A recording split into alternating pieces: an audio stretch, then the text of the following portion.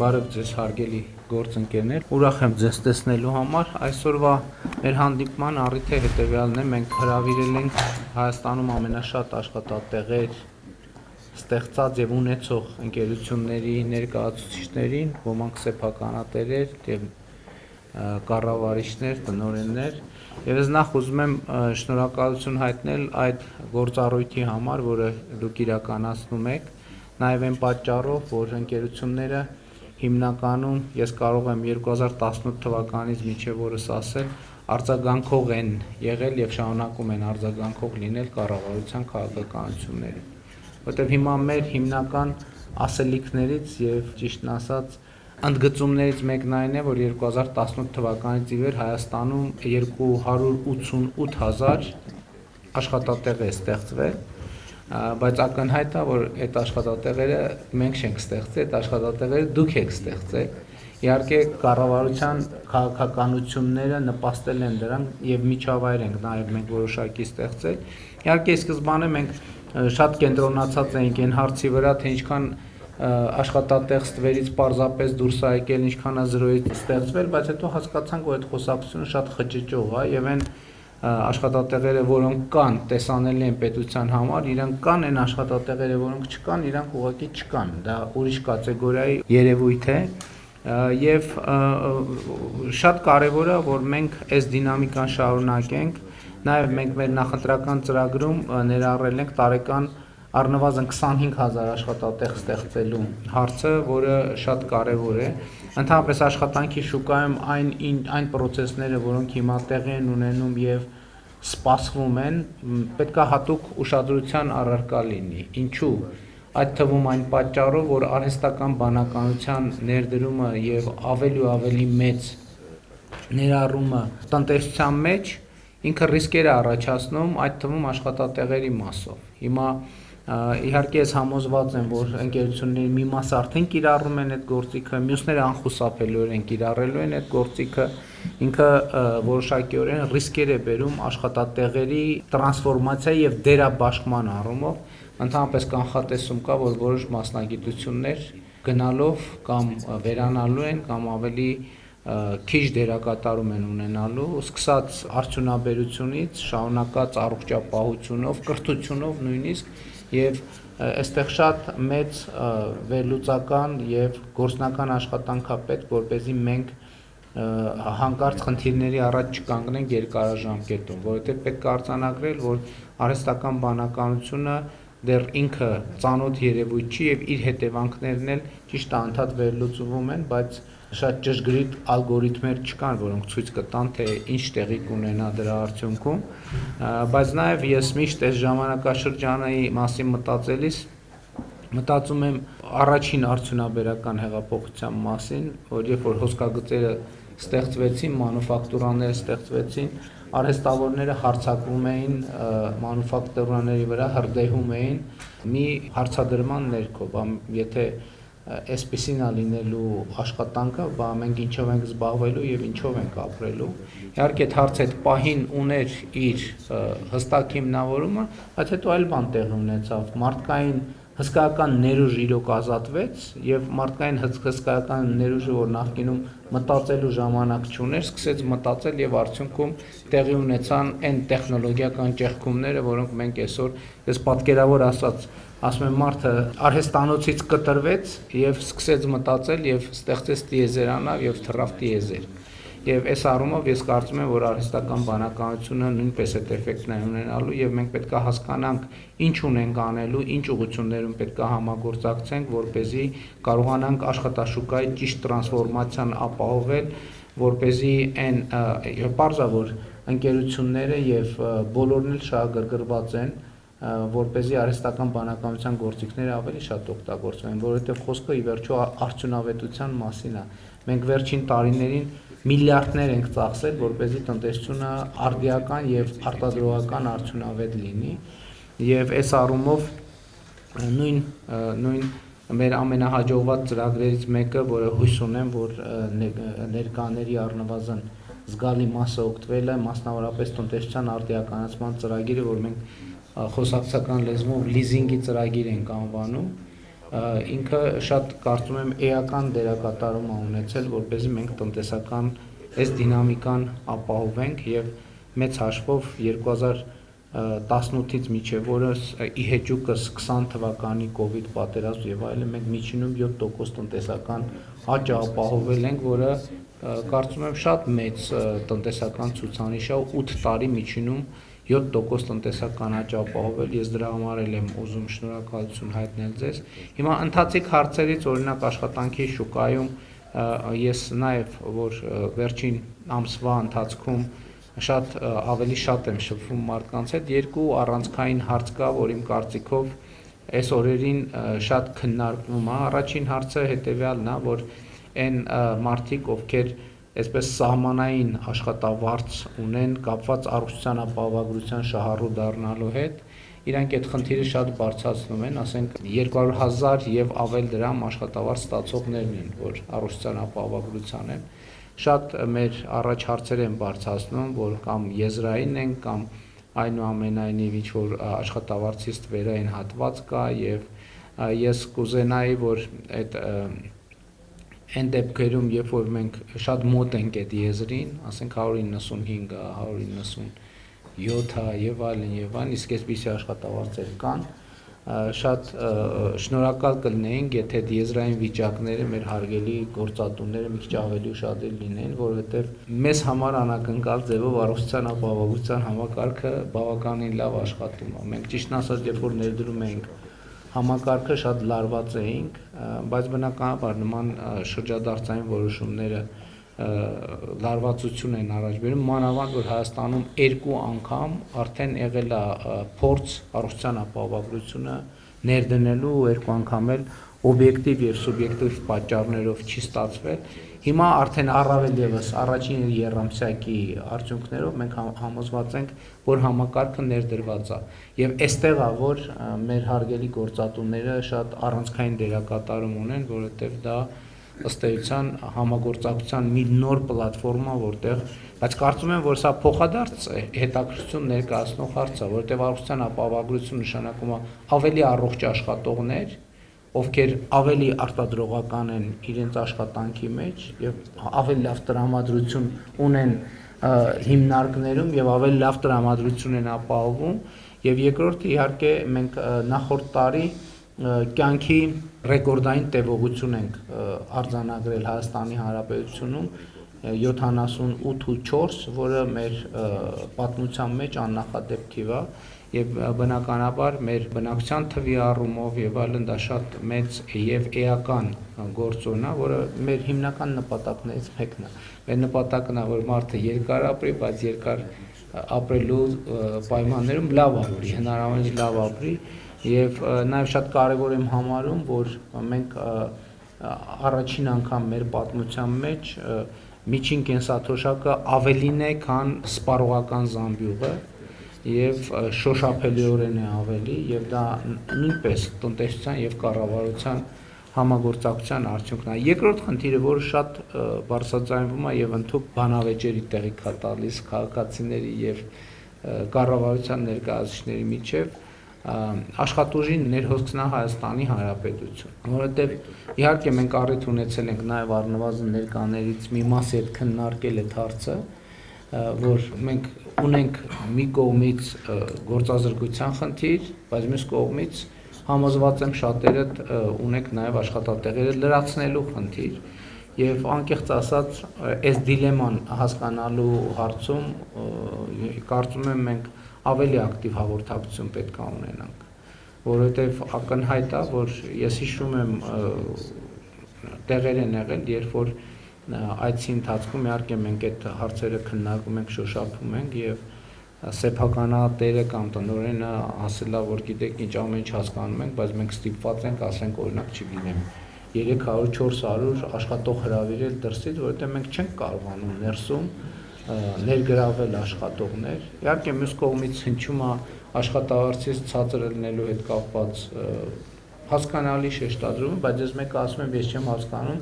ոնց է որ չաշխատելը ավելի շատ եկամուտ է բերում, քան աշխատելը նույնիսկ ցածր աշխատավարձով։ Եվ հետեւաբար հաջորդ հարցը, որը աշխատանքի շուկայի ոլորտում շատ մեր ուշադրությունը գրավում է այս հարցն է եւ իհարկե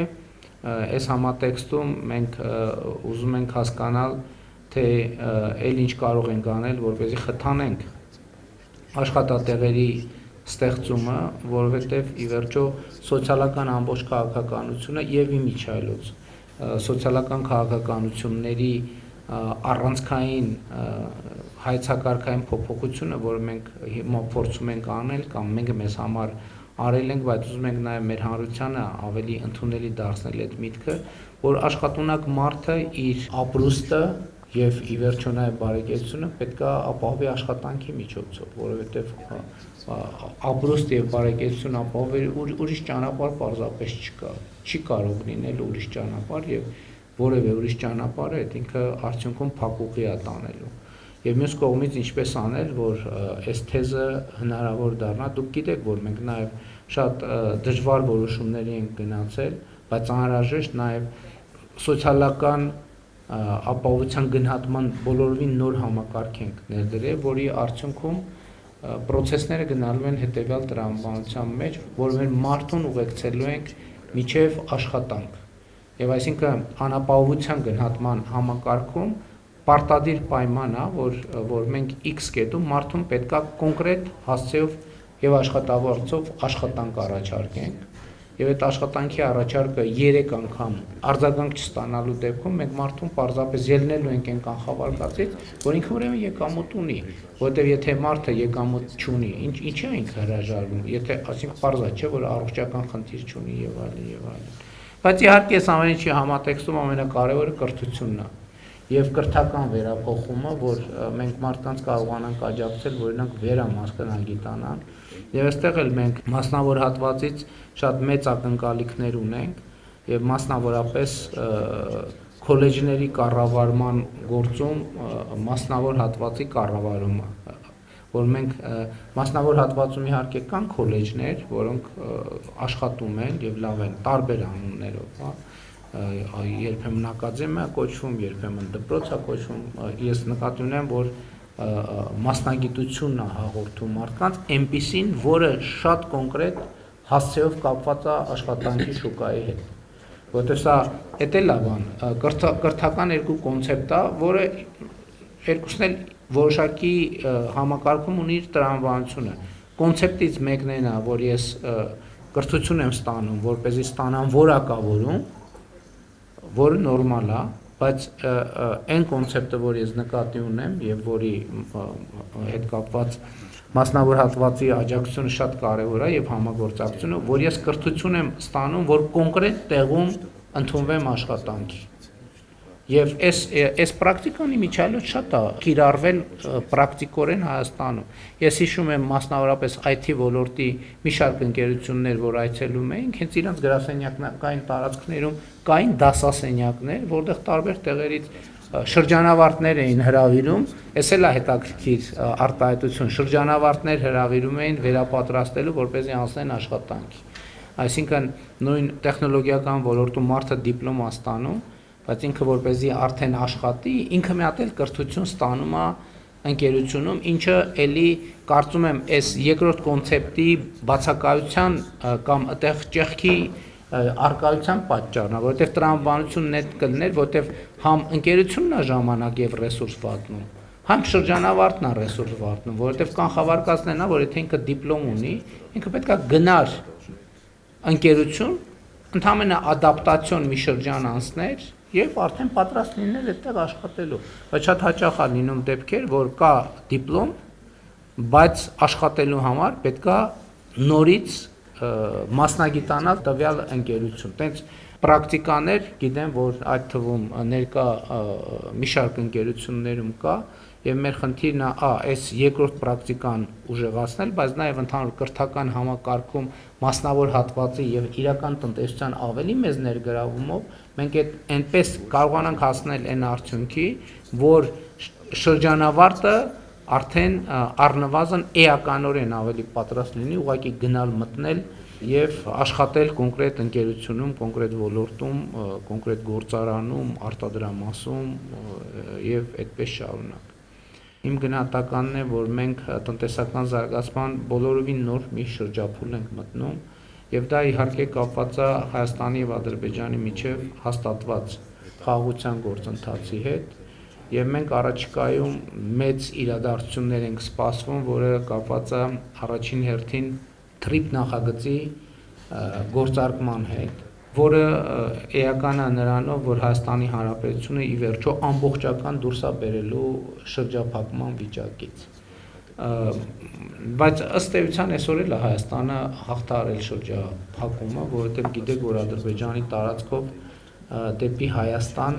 հնարավոր է իրականացնել երկաթուղային բեռնափոխադրումներ եւ իրականացվում են, բայց ուզում եմ ասել նաև, որ քաղաքական հստակ հանձնառություններն է, որ այդ թվում արտահանումները հնարավոր իրականացնել երկաթուղով, իհարկե Վրաստանի տարածքով միջև մենք Ադրբեջանի հետ առաջին հերթին TRIP նախագծի շրջանակներում երկաթուղին կբացենք, եւ սա շատ կարեւոր է,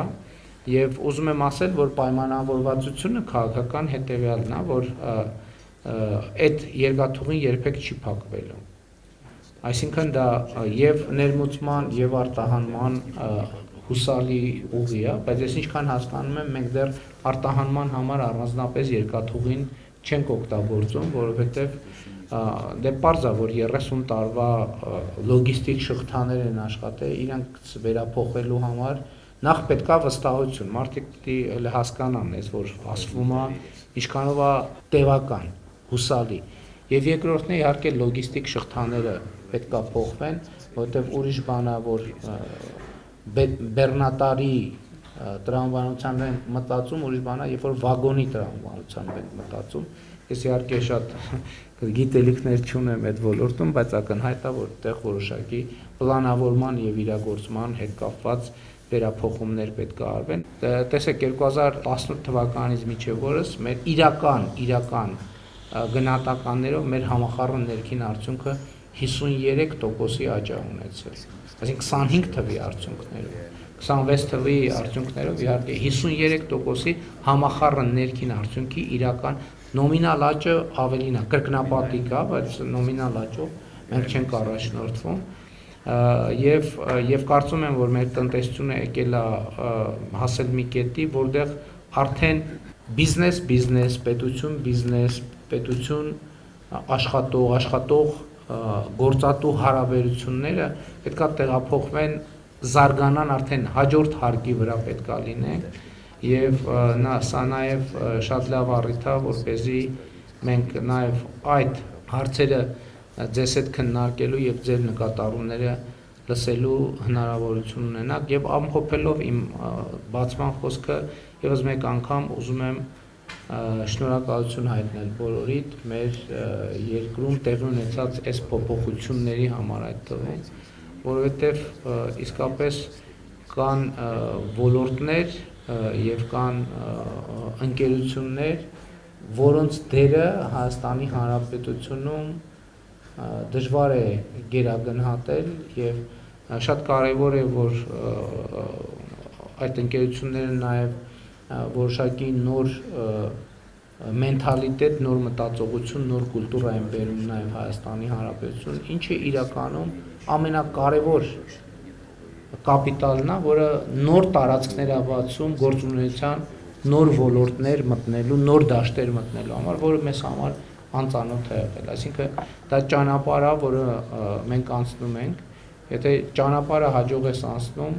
նոր տեսադաշտեր եւ նոր հնարավորություններ են բացվում։ Ես համարում եմ, որ Հայաստանի Հանրապետությունը